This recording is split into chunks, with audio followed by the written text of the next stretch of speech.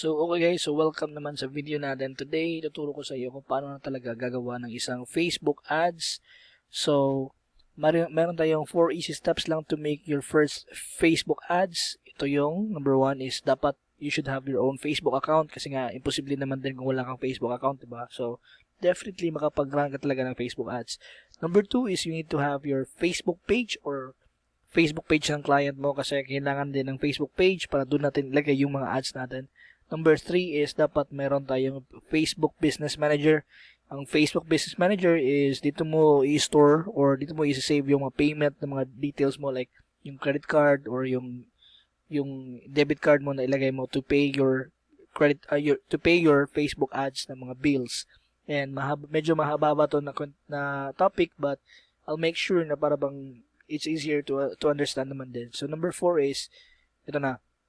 Gagawa na tayo na sarili nating Facebook ad account. So itong Facebook ad account, dito tayo gagawa ng mga Facebook ads. Dito natin ilagay yung mga creatives natin and yung mga copy natin. So I'll explain this one by one. So the first is yung Facebook account.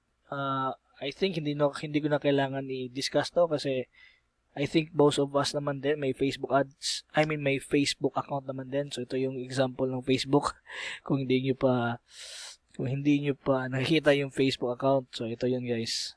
So ito yung profile ko. So yan. Okay, this is not my main Facebook account pero ginagamit ko lang din to sa aking mga Facebook ads. So next na topic is Facebook page. I'm gonna be discussing that later after this video. So see you sa next video natin guys.